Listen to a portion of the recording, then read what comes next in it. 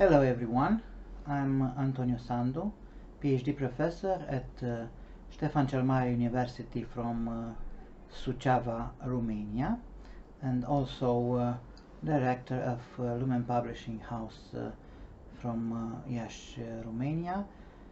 And today we'll discuss about autonomy and informed consent in the context of pandemic. This lecture was first presented on March 2020 on the class of bioethics in Romanian for the students of Ștefan cel Mare University from Suceava, Romania, and it was published in the book Bioethics in Crisis and the Crisis of Bioethics and Philosophy of Pandemic in Medicalized Society. The original title in Romania is Bioetica în criză sau Criza bioeticii, o filozofie a pandemiei în societatea medicalizată. You also see this book in future English version. It's in print now at Lumen Publishing House from Romania. It will be available on Amazon and on other book stores, both in Romanian and in English version in August 2020.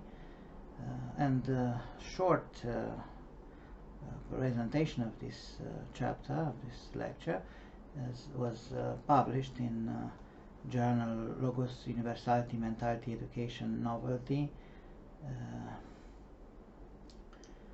section of philosophy, but in the book and in this presentation that will be the large version of the article.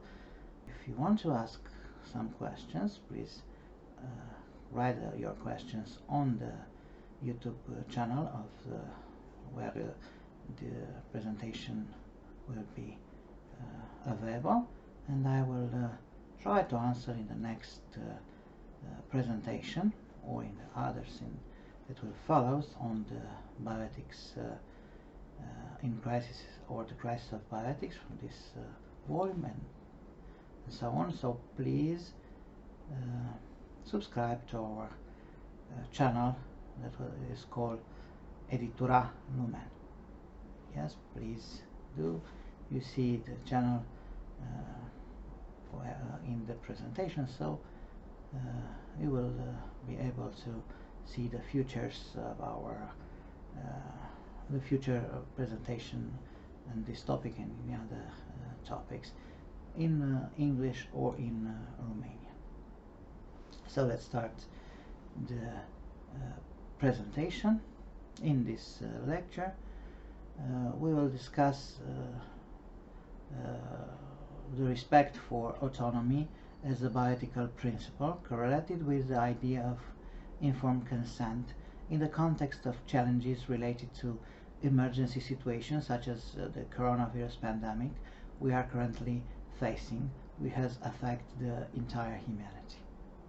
It is important to emphasize that autonomy represents a key to modernity, a perspective on the world that is in fact one of the constitutive values of modern society. Respect for autonomy, as it appears in the Kantian tradition, is based on our confidence that the individual can decide for himself in a political, ethical, and cognitive sense. Of course, we are talking here about a situation of autonomy in which the individual manifests himself as autonomous being. Autonomy is a birthright by the fact that we are human beings, but not all human beings have the same degree of autonomy. From bioethical perspective, we can speak of decisional autonomy or of the individual's ability to take decisions regarding the state of health and his existence in general. Of course, there are peoples who have limited autonomy. However, the decisional autonomy based on reasoning, on informed consent, and on the presumption of capacity to consent can also be thought of as expressive autonomy. This refers to the individual's ability to express himself. We do not have the inner capacity to express our will in all situations. It depends on our psychological frame of mind, various anxieties, inner states, fears, and so on, nor the ability to express our ideas all the time. For example, in medical situations, patients may prefer a certain treatment, or conversely, they might wish to renounce to the treatment, but in expressing his or her autonomy, the patient takes into account the opinion of other person, especially the close ones. When making a health-related decision, patients often say, "My decision will affect my family's situation." For instance, the decision to undergo a particularly expensive treatment will place the family in a situation of financial risk. Thus, in the manifestation of his decision-making autonomy, the patient takes into account not only his rational understanding of the situation he is in, but also the emotional framework in which his emotional level, the emotional load, is limiting his ability to express his content or opinion regarding desirable or undesirable situation. Furthermore, not all categories of people have a high level of awareness of their condition. People affected by certain pathologies of a mental nature, as well as elderly people, may have a limited level of autonomy due to their reduced ability to understand their situation. Children also have a limited ability in this regard, and as such, the decision that concern them should be made by close relatives or legal custodians who will express their delegate consent. Autonomy represents a concrete and practical expression of the idea of freedom. As long as I am a free human being who can decide for myself, I must express this freedom through my ability to make my own choices. If freedom is a philosophical, legal, and metaphysical foundation, autonomy is precisely the concrete expression of the idea of freedom, of the idea of decision-making, because having freedom is a potential situation. It signifies my potentiality to decide. Autonomy is the effective expression of this freedom to decide for myself, for my own situation, or, in the case of delegate consent, to decide on behalf of those who are in my care, be they children, elderly, or people unable to decide due to certain mental limitation. Autonomy must be concretely expressed, and here intervenes what we call in bioethics informed consent. An autonomous decision must be correctly communicated to the decision makers, to the therapist, to the doctor, to the one who performed an experiment, and so on, because a decision left unexpressed does not always bring consequences, or bring consequences related to the following or not following a treatment that are direct expression of autonomy. In order for consent to be informed and for the autonomy of the consenting person to be respected, therapists must ensure that they have provided the person with the necessary information, and in such a language that the person understands and is able to take the decision. It is useless for the therapist to express himself very briefly or at length, but in terms that the patient cannot understand. If the patient cannot take the decision wittingly because he did not understand the situation. A limitation of consent concerns the patient's ability to understand, hence the importance of educating the person whose consent is required. It is important for the therapist to formulate explanations of the patient's condition and treatment at a level this one can comprehend. The therapist must ensure through dialogue with the patient that the subject has understood the situation he is in, and the decision he has taken is a result of conscious and rational deliberation regarding his health condition, the risk to which he or she is subjected, and the possible evolution of his or her health. There are two ways in which informed consent is generally understood. The first, the correct one, from our point of view, and from bioethical point of view, starts from Beauchamp and Childress, understanding that obtaining informed consent is a process that goes from the moment a person is consulted and diagnosis is made, when he or she is presented with an analysis of his or her condition, to the moment when the patient agrees with the therapeutical or scientific research act. We are talking about informed consent not only in the medical field but also in areas such as psychology, social work, nutrition, or psychotherapy. Here, too, the therapist must ensure that communication is real and effective, not superficial and vitiated by various forms of incorrect communication. There must be paid careful attention to the doctor-patient communication, therapist-patient communication in the process of obtaining informed consent. The trust we have in the therapist conducts our autonomy in a fundamental way, because if we trust that the person who will provide us with information does it in good faith and with a high degree of professionalism, then we are able to easier take a decision, or to take a more informed one, a decision that is closer to what we really want. In the process of obtaining informed consent, the phase when the patient reflects on his situation in accordance with his level of knowledge and understanding is very important. The decision-making process regarding one's health is a complex process because rational factors intervene. The bioethics derived from Kantian and utilitarian theories focus more on the rational level of informed consent. However, informed consent is an act that also involves factors of an emotional, affective, and why not spiritual nature. All the consideration that the individual has in view and that influence him when deciding upon his own state of health are in the end the limits of his own freedom and expressive autonomy. Expressive autonomy often refers to relational elements which lead on to another form of autonomy, relational autonomy. We were referring to trust in doctor-patient relationship and how this trust influences decision-making, both the medical one and the one concerning our own state of health. There is a social entourage that is important to us. There is a scale of social distances important in terms of trust that we have in people, and respectively in terms of their importance for us and for our decision-making process. For example, the opinion of our life partner for whom we care is much more important in the decision-making process than the opinion of a colleague. Conversely, there are situations in which we do not trust our partner and place more trust in a friend, a colleague, and so on.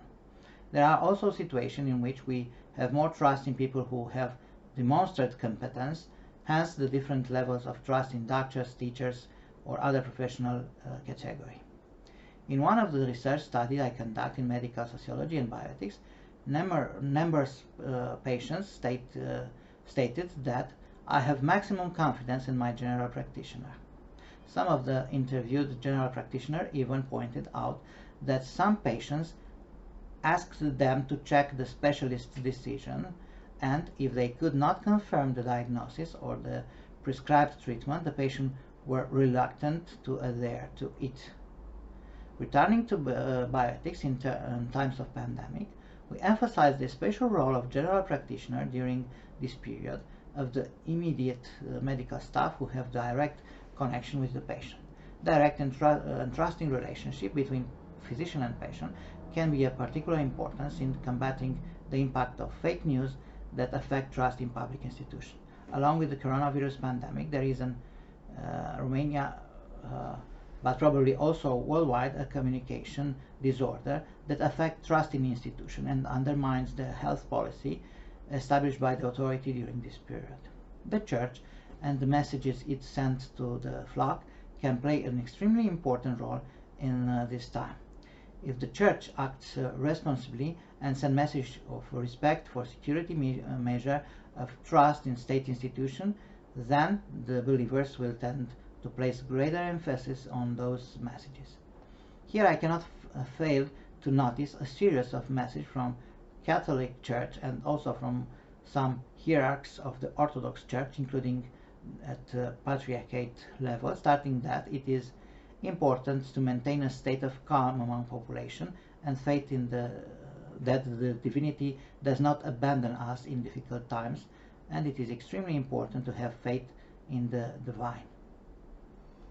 In my opinion, it is important that in this situation we bring more into discussion the idea of bioethics in extreme situation, of ethics of such situation, of understanding now we can make decision and what are the best decision to take, to understand the ethical and social and medical reason that lead to a series of decisions, and to understand how we can react to these decisions.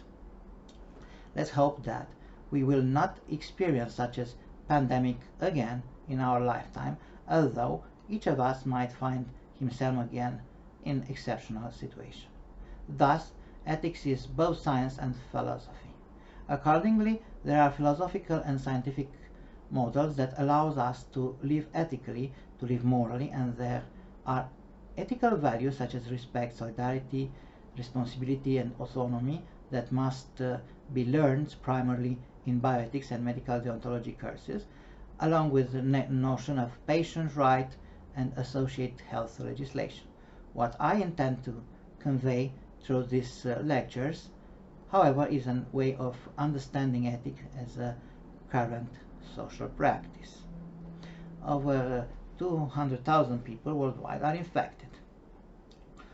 At that time when the lecture have been made, the lecture was held on 9th of March 2020, when the number of people officially declared as infected with COVID-19 worldwide was 216,974 people, and there was 8,882 deaths.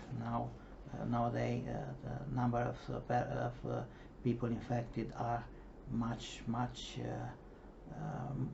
higher.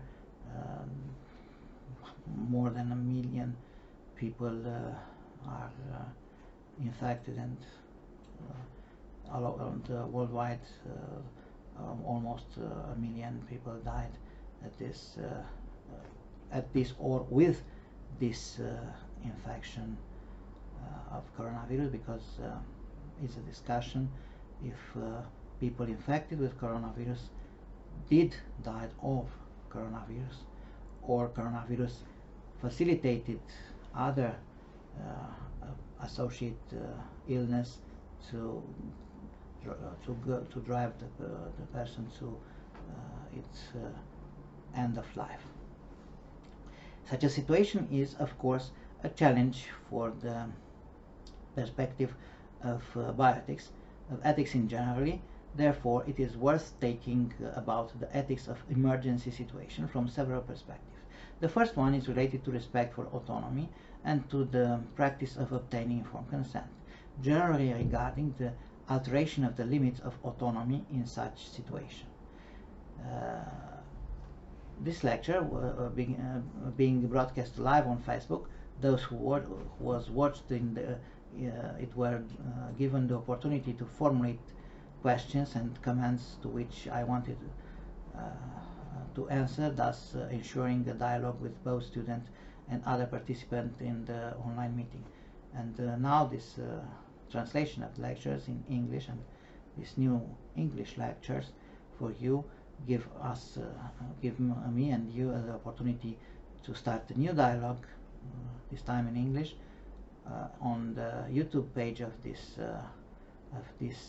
lecture, in Editura Lumen YouTube channel, and in playlist Bioethics in Crisis or Crisis of Bioethics. So please subscribe to our channel and follow the playlist Bioethics in Crisis or Crisis of Bioethics in English or in Romanian if you understand Romanian.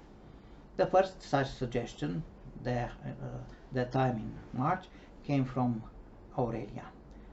Dear Professor, I would like to ask you if it is possible to discuss in your presentation the impact that this crisis situation has on the intensification of the stress of individuals, thus leading to a decrease in immunity to all types of disease, not just those caused by these new viruses. Stress can be a destructive, this is my answer, that was my answer. Stress can be a destructive or sometimes even more destructive than the virus without minimizing the risk that such disease can pose to human health and to our life, given that thousands of people have already lost their lives. It is a serious mistake to minimize the risk and not follow the instruction of hygiene, traveling, limitation, unnecessary travel, and restricting one's autonomy. The approach proposed by WHO and accepted by most governments was the drastic limitation of contact between infected people, including potentially infected people, and the rest of the population. This reduced the risk of transmitting the disease from asymptomatic infected people to other non-infected people. In this case of coronavirus, it has been established that an infected person transmits the virus to an average of 2.5 or 3 other people. Of course, there have been cases where an infected person has transmitted the virus to a larger number of persons, but what we are interested here is by its the average. The virus is transmitted through liquids such as saliva that rest on various surfaces or objects from a few hours to a few days.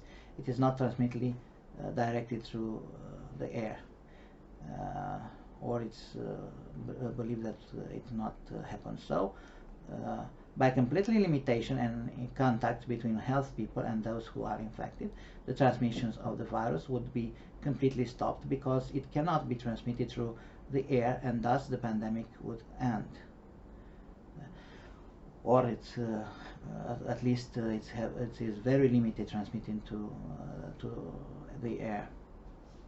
It's not an airborne virus, because there are people who have contracted the virus but do not show symptoms.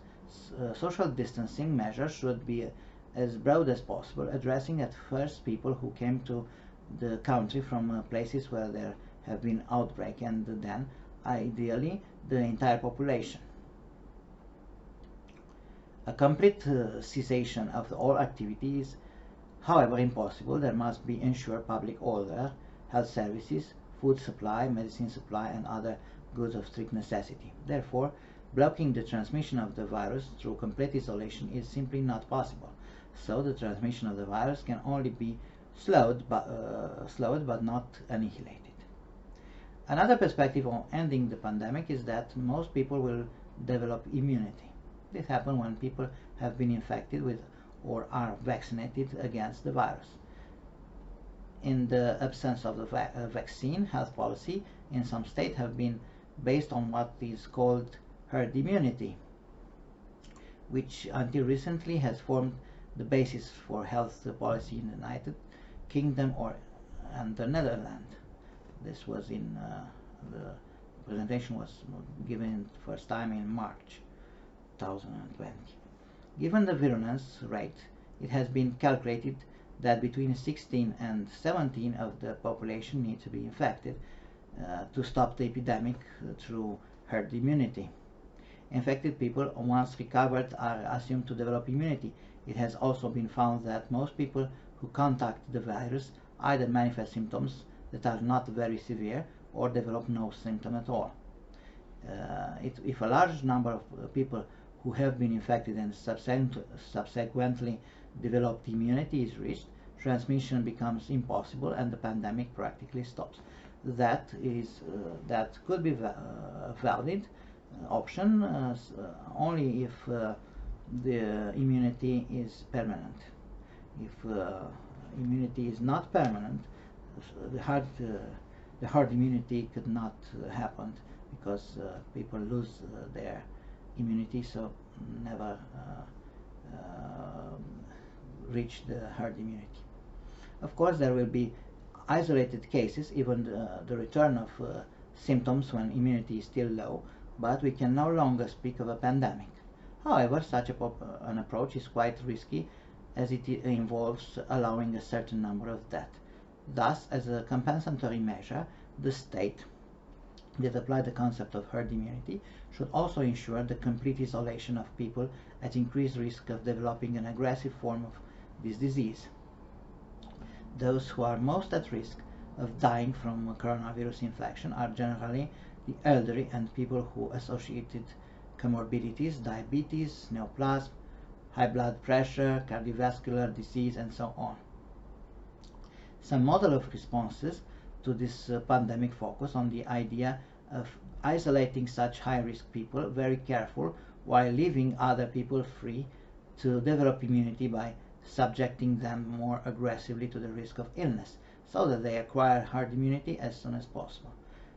This would eventually allow even people at high risk to return to a normal life. But this is, of course, an ethical problem. Could we intentionally left people to get sick, or is not necessarily an ethical decision in this situation? However, using quarantine to prevent infection cannot be the only measure employed. It must be accompanied by large-scale testing to identify as many people as possible who carry the virus, albeit within existing health resources. This involved conducting epidemiological surveys that identify who has had contact with those infected to be then more drastically isolated than the rest of the population. This policy consists of taking specific measure of isolation and self-isolation at home, meaning limiting contacts and socially isolated people. This is termed as social distancing and aims to avoid peaks of the epidemic that will exceed the capacity of health care systems to provide care to people with more severe forms of the illness, who need mechanical ventilation or other forms of support. Such people are also problematic because they put medical staff working directly with patients at risk of infection. In the fight against coronavirus, the number of doctors matters, the number of hospitals matters, the number of mechanical ventilation devices matters, and the number of places of isolation matter. The health policy, which Romania also applies, aims to extend the period in which people will develop natural immunity and contract the virus, thus theoretically enable the health system to deal with serious illnesses that require hospital care, and opposite to people who develop a mild form of the disease and can be cared for and isolated at home, which will prevent furthermore transmission of the virus and enable them to recover. I began this lecture by talking about the stressful situation this pandemic invokes. This is caused not only by the fear of illness and by the alarmist news circulating and creating uncertainty and confusion in terms of not knowing anymore what to think about this infection, what the mortality rate is, what risk we all have to face, and what the real danger is, the real danger are. Stress is inevitable because, first of all, we are human and we are afraid of death. We have suddenly realized that we are mortal beings. It's not that we are actually immortal from a spiritual perspective, but medicine has not yet advanced so far as to bring us into a state of immortality, be it artificial, as transhumanist philosophical theories propose, for the next century. Suddenly we become aware of the imminence of death, of the fact that there is an imminent risk that we perceive. We all face immediate risk of death. For instance, the risk of death in traffic and road accident is much higher, at least in Romania, than that is from this pandemic. Yet, so far, those have not been any. There have not been any deaths from coronavirus infection so far in Romania, but we still have, even during this period of reclusion of population, deaths caused by car accidents.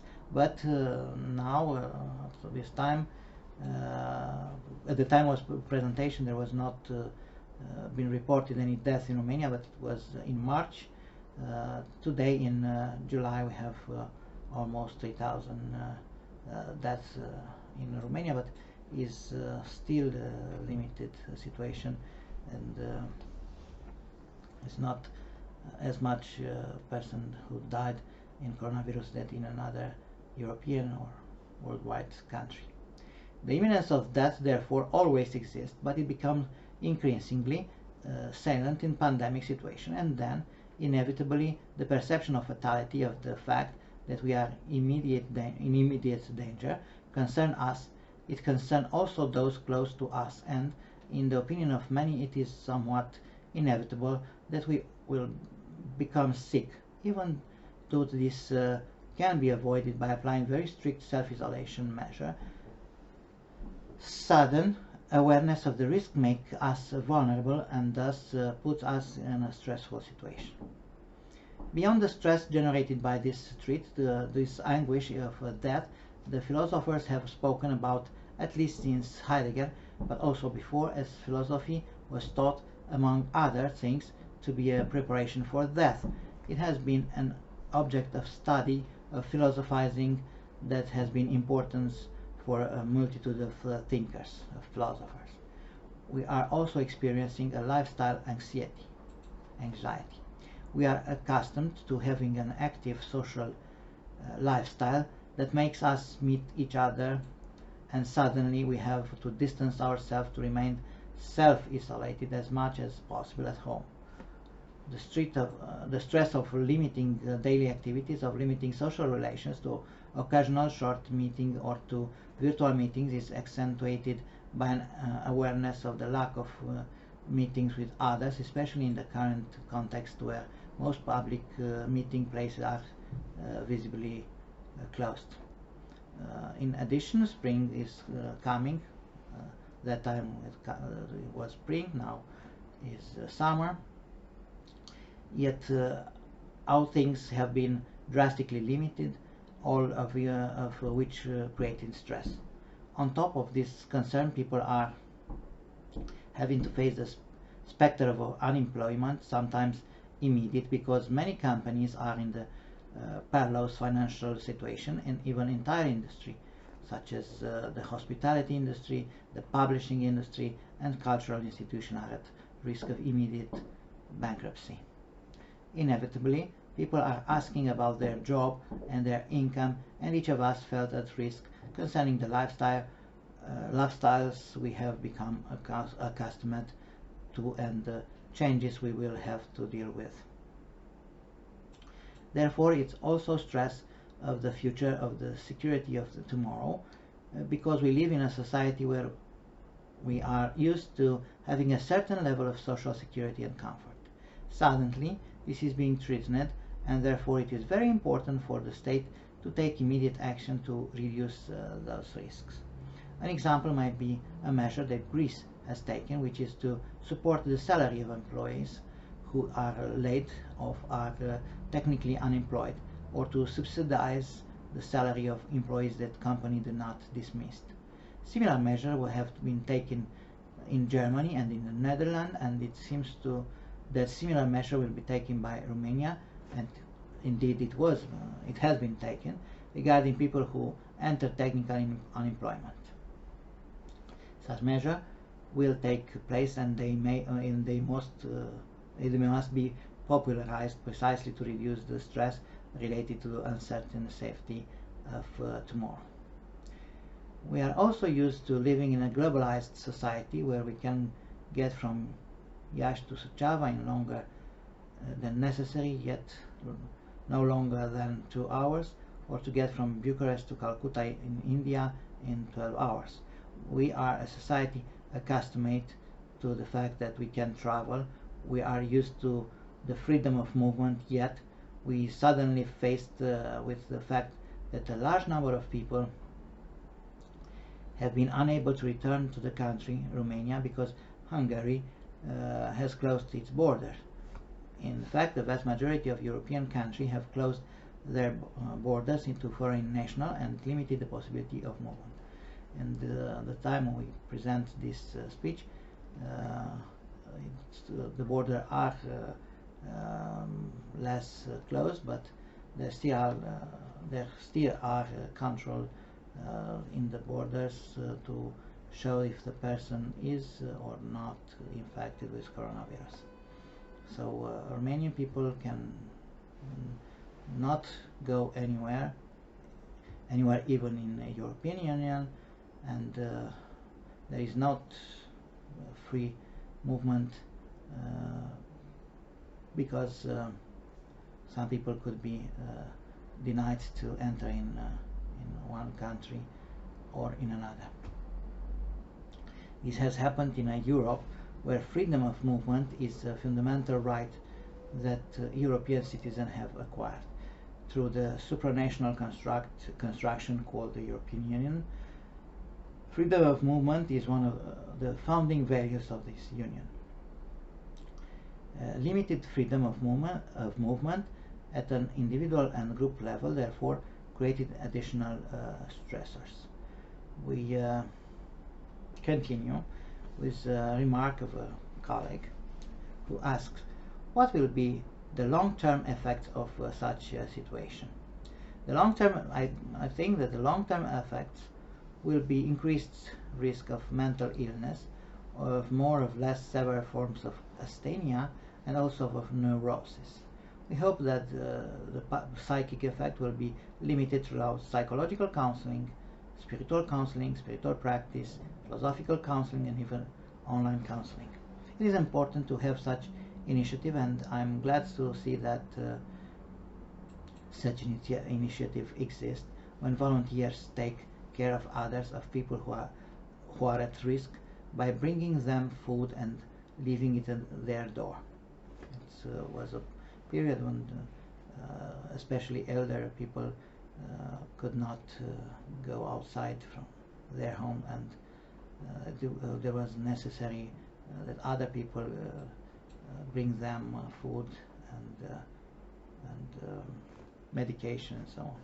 Such initiatives exist all over the world, and they are extremely important. Most important in overcoming stress is solidarity and a sense of belonging, that feeling that you are not alone, even if you are restricted, that you are with others, even if this is more or less virtual.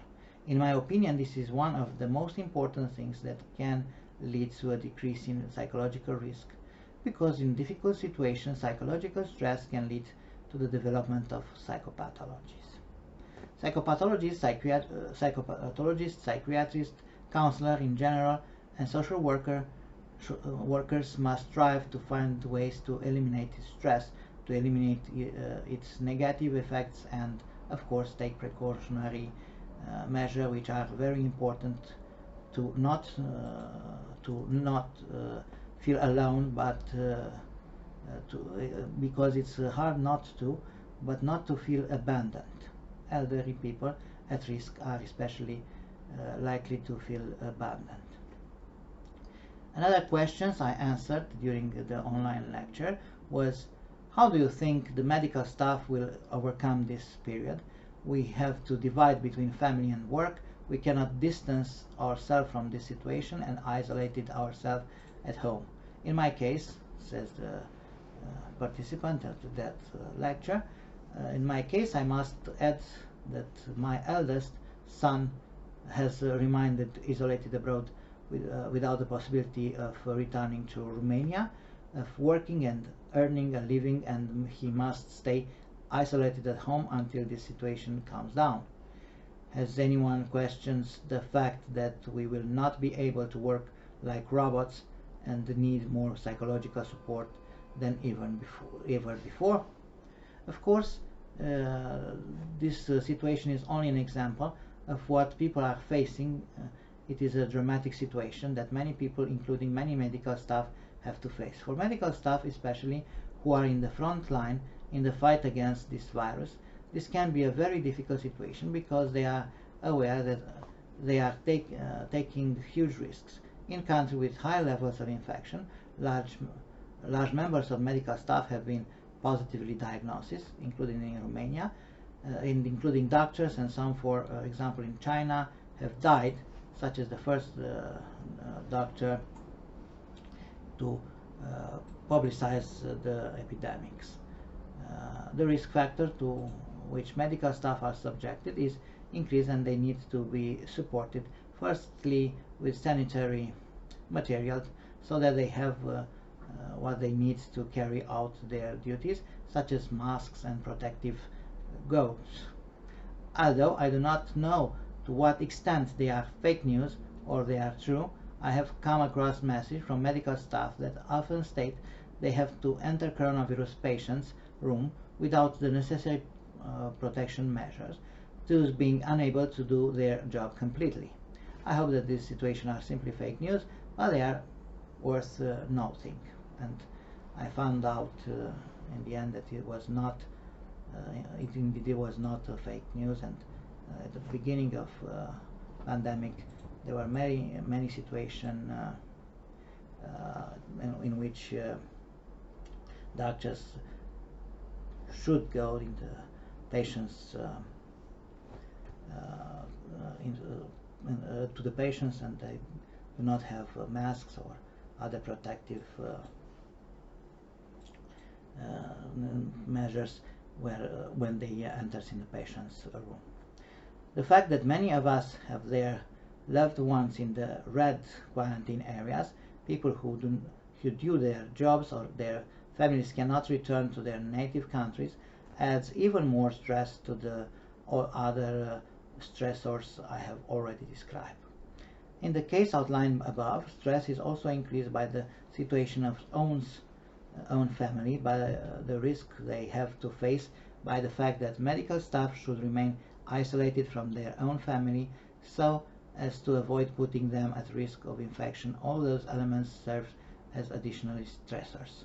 In such circumstances, of course, psychological support is absolutely necessary, and this came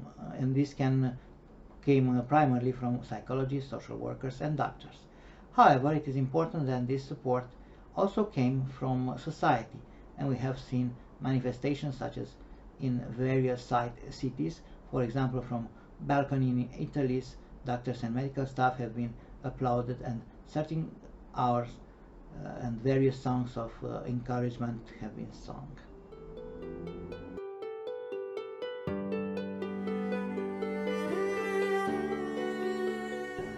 Lecture on Autonomy and Informed Consent that was presenting in March 2020 at the beginning of coronavirus pandemic. Initially to the student of Stefan Cel Mare University from Suceava, and then published in the volume Bioethics in Crisis or Crisis of Bioethics, and Philosophy of Pandemic in Medicalized Society. It was published in May this year in Lumen Publishing House, Romania. At this moment, the book is available only in Romanian, but at this month, in August 2020, the English version of the book will be available on global market, on Amazon, on Instagram, and Barnes and Nobles, and all others online and major distributors of books. So please, if you like, you can buy this book and you can read all the articles, and you can find some presentation of the book, some chapters from this book in Editura Lumen YouTube channel. So please subscribe to this channel on the playlist Bioethics in Crisis and Medicalized Society. So you can hear our presentation in English and also in Romanian. So in the following we will talk about autonomy and informed consent, starting from ethical dilemmas. It's important to understand the ethical dilemmas we all face in the current pandemic situation: herd immunity versus isolation, sometimes almost complete, who is entitled to beneficiate of life-saving therapy or medical equipment in the situation where supplies are insufficient for all the people in needed, building trust in medical acts and in health policy in the condition of conflicts between the principles of beneficency and autonomy the possibility of violating the principle of social justice, derogation from quality standards in order to obtain the best possible care for as many people as possible, and so on. Assuming that more people will need to be infected to obtain herd immunity and that this risk is real is an ethical decision that should not be neglected. On the other hand, extending the duration of pandemic generates other risks. Talking about stress, extreme stress, can lead to a wave of suicides among various categories of vulnerable population. Therefore, there must be coherent social policies aimed at avoiding and limiting stress risks, not only those caused by health inequalities arising as a result of pandemic, but also by the economic and social risks to which various categories of vulnerable population will be subject. This public policy must be clear and immediate. However, no policy can limit the suffering a family feels when it lost one or more members, nor the situation of vulnerable in which such a family is placed. Basically, in terms of bioethics, in pandemic situation, the issue arises of establishing criteria on which to make a deliberate choice as to who is more entitled to live and who is not, a choice that is dramatic in any situation, whatever the criteria. Any criteria ultimately leads to a public health policy that emphasizes the strict isolation of all people with long-term risks to the economy and thus to the quality of life of the entire population, respectively strict isolation for vulnerable group with more relaxed mobility for other population category, which would diminish the economic risk but increases the immediate risk of suffering and death for some population category. The risk associated with a period of economic depression to be seen the dramatic fall of stock markets and the bankruptcy of many companies can be expected to generate a traumatic situation after the end of pandemic that will last for years and will probably bring with it a wave of suicides, at least severe depression, along with the increase in the incidence of mental illness due to post-traumatic shock caused by the trauma experienced during this period.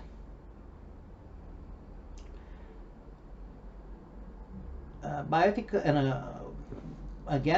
point of view, we must also talk about the risk associated with the dramatic change in people's way of life as a result of severe limitations imposed by pandemics, such as limitation to freedom of movement, a fundamental value on which Europe is built. Trust in medical institutions, in state institutions, is also deeply impaired when measures to restrict individual freedoms are taken, especially when looks the same states, Spain and Italy, for example, have been abandoned by the European Union and the rest of the European country. Although there are measures already taken at the European level, such as risk compensation policy and the allocation of increased funds for social protection, which are absolutely necessary, but these measures must not only exist, they must be already clearly expressed and communicated. Social communication is fundamentally important, especially when we talk about social distancing. Physical social distancing must be compensated by eliminating distances in communication. It is also of great importance from an ethical point of view to communicate the real situation so that public institutions such as National Committee for Special Emergency Situations communicate correctly and credibly the number of people infected, the number of deaths, the number of people in quarantine, but also the number of people who have recovered. There are suspicions regarding some countries that have not correctly and completely communicated the real situation regarding the evolution of pandemic. For example, China has been accused of not communicating the risk of pandemic during the first few days when the initial cases were identified. When the first cases occurred in Wuhan, the idea that circulated was the virus was transmitted from animals to humans and that human-to-human transmission was not possible. China, on its turn, accused the United States in claiming that carrier zero was not Chinese but American, and the athlete who was presented at the Wuhan military Olympics in November 2019, and that the pandemic started in November and not in December. So this allegation and other allegation appears in international community, but they are full of fake news, full of reciprocal allegations from United States to China, and from China to United States, and to the rest of the world.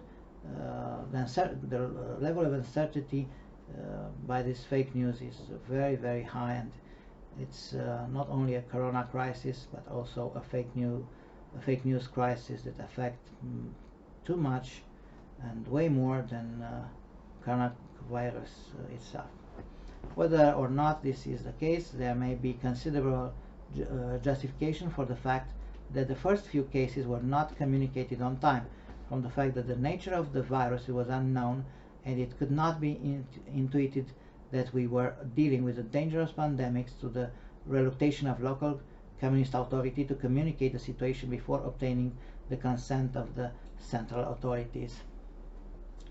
But if the situation had been communicated on time and the measures had been applied earlier, the situation could have been kept under control in the same way that the SARS epidemics in 2001-2002 was kept under control. Public communications from Russia or Iran are also accused of limiting the declared number of deaths.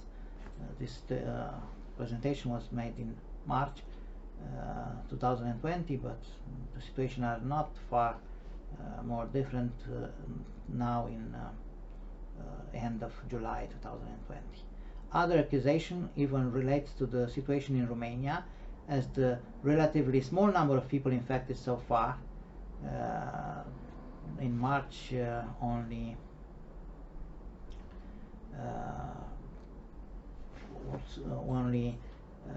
few persons, 256 people have been greatly infected, but now in July more than 3,000 people have been infected, and more than 1,000, no, more than 30,000 people have been infected, and 1,000 of people have already died in Romania. Also, there might be a problem of a not very strict triage for the test of people who are carriers but do not show symptoms, and therefore they can transmit the virus. A question from the participant of this online lecture, live broadcast on Facebook at that time, was as follows. Beyond the effect produced by the dramatic situation, do you think the pandemic is meant to teach us something? How do you comment on this aspect from a bioethical or philosophical point of view? Every situation that humanity goes through teaches us something. We cannot go through this without learning any lesson. If you ask me what I think on this pandemic, being a divine punishment or a lesson that the divinity wants to teach us, I will first answer in terms of what I think about the perspective of that a believer could have on the origin of the pandemic. The first is to consider the idea that such as misfortune is the result of a divine punishment, that the sins accumulated at a global level, a kind of collective karma, are those that generate such a situation and make it necessary.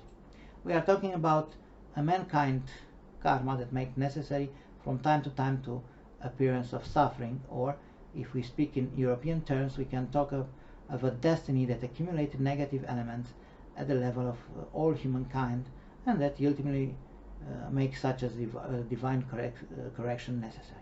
Another religious and spiritual way of thinking is that in the end, such as manifestation has come to bring and demonstrate the divine power, and as such it must be rather understood in the positive sense that a divine intervention will be the one that will put an end to such situation. Answering the questions of whatever this pandemic is ultimately a divine punishment, I would follow an idea expressed by church hierarchs who, citing a verse which is frequently read in certain fields, especially in monastic ones, namely, God is with us, if we are aware that we are always protected by the divine, even when we are sick, even when we are at risk of ending of life, it is important to trust that God is by our side and He is with us. God is with us, and also God is within us. There is an extremely important chapter in bioethics, the end-of-life bioethics, and research I have undertaken in this field shows that for those people who are in terminal situation, when they have few months left to live, if they show confidence in the divine, they go through those terminal stage in a much more serene way. After all, when the end is imminent, the quality of life of patients in terminal stages is what is called palliation, matter enormously. It is one thing that go through the terminal stage surrounded by the pain and anguish, by fear, a fear that generates even more suffering, and another thing is to go through this, having this confidence in God that limits your suffering, at least psychologically, if not physically. It is important to be aware of our condition of temporary beings subject to the impact of time. Aging is that a limited condition that can be understood by giving its meaning through an experience of religiosity. It is important for those who have faith, at least these days, to understand rather the meaning of God is with us and God is within us than the notion of punishment coming from God. I'm not in the position to understand God's will or how He expresses it, and whatever such as an event such as pandemic is or is not His will, or has only God's permission to manifest. But it is useful to me to strongly believe that God is with us, and this is the message that should also be conveyed by the religious institution. If we ultimately believe that God is within us and also outside, then the true cathedral is the one in our heart, in our soul, and we will celebrate Easter in our hearts, and we will be with God. This presentation was made in April, in the end of March, and in April it was Eastern Easter in Eastern European country. But if we do not celebrate Easter in our hearts, and we only strive to celebrate Easter somewhere outside, somewhere with our family, somewhere with our friends, and it is happening now in this hasted rush, we will miss the moment of pause that have been given to us, which allows us to both a time of reflection and a time of meditation, not only spiritual, religious meditation, but also philosophical meditation, and then perhaps the fear of the pandemic will diminish, the stress, the level of stress will diminish. I do not think we should go too far in interpreting such a situation as a kind of punishment that humankind receives. We should rather consider it as a step in the development of society, a lesson that nature or God teach us. We can see that the level of pollution of the environment, of the air and the big cities has decreased at a global level. It is a lesson in how we can work more from home and pollute the planet less, because I think that this is what will probably change our life the most after the end of the pandemic. I have this opinion because once many companies have moved most of their activity to teleworking, they will continue to do telework because it involves low cost in terms of, for example, space rent, and because it is easier this way to manage the activity from certain points of view. But this will lead in the long run to a greater social distancing, not just the one imposed in the current period, and we will have a situation where social distancing will be a habitus. In this quarantine period, we will get used to the idea that social distancing is a good thing, and we will tend to practice social distancing even when this measure will be no longer mandatory. If measures are not accompanied by clear elements of social solidarity, of individual and social responsibility, there will be a tendency to slide towards an increasingly distant society, and the social distancing will not be 1 meter and a half anymore. It will be an emotional distance, first of all, decrease in social cohesion, which from an ethical point of view can mean a state of risk for society and the profound transformation or even the disappearance of society as we know it today. We cannot say for sure whether these changes are ethically acceptable or not. However, I believe social distancing will leave traces that will irrevocably change our way of life and the way of understand the communication with others. One of my theories, expressed from a sociological and philosophical perspective, is related to the virtualization of social spaces, to the fact that for a long time already humanity has transferred many of its social interaction to the virtual environment. Long before this pandemic, I was talking about virtual ubiquity, about the fact that distances have become spiritualized along with borders. Now physical boundaries have reappeared while virtual ones have not. Basically, the virtualization of social space will be accentuated, will have a social space that will become another dimension of our communication space. Consequently, we will interact even more in the virtual space. We will distance ourselves socially.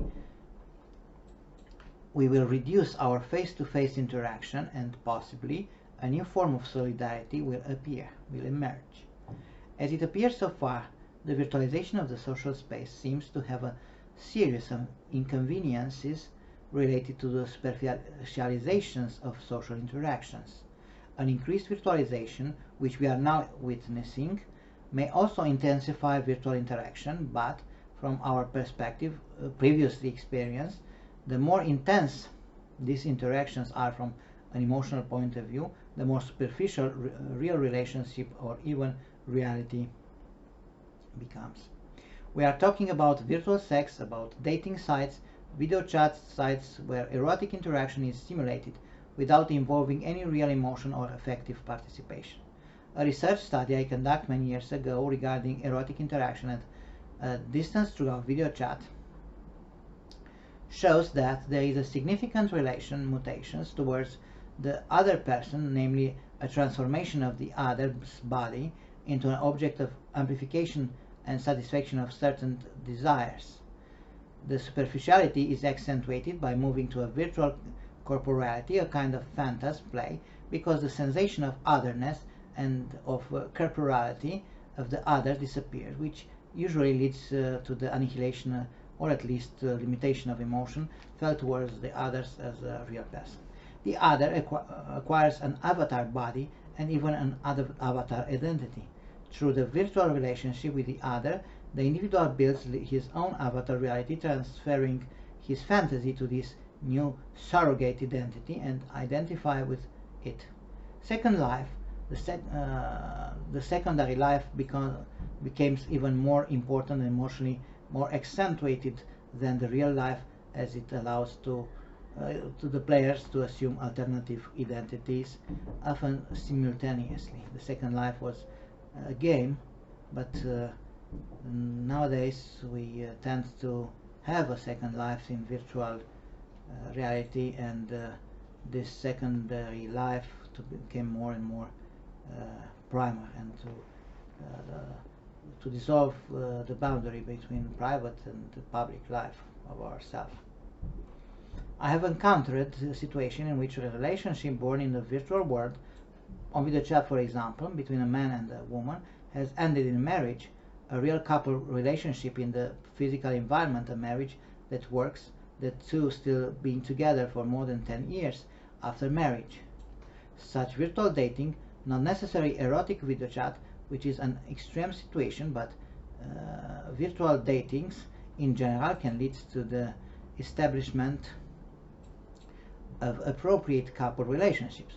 Nevertheless, the transfer of many interactions from the physical environment to the online environment will make that, and it already does that, for many young people, especially for digital natives, virtual space to be considered a fourth dimension, to be considered real, to be reified, and that we live without being aware in a different universe than the one we live in when we were child. My generation was child, a universe dominated by the virtual world. This merits further investigation sociologically, philosophically, economically, politically, and not at least bioethically, because such virtualization will eventually lead to the claim of increasingly living in the virtual world, of having a second life, an avatar life that will surpass the real life. For more information on virtualization of social space, please listen and seeing the presentation on virtualization of the social space here on Editorial Lumen YouTube channels, and this playlist on medicalization of social life, because there is an interesting point of view.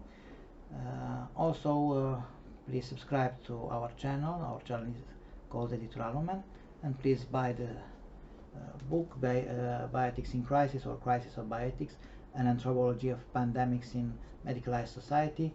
This is the Romanian version of the book, but you see the cover of the book in English already at the beginning of this video. You can buy it from August, starting from August, in all major bookshops and networks of online libraries, including Amazon and so on. I'm Antonio Sandu, and I wish you a great day.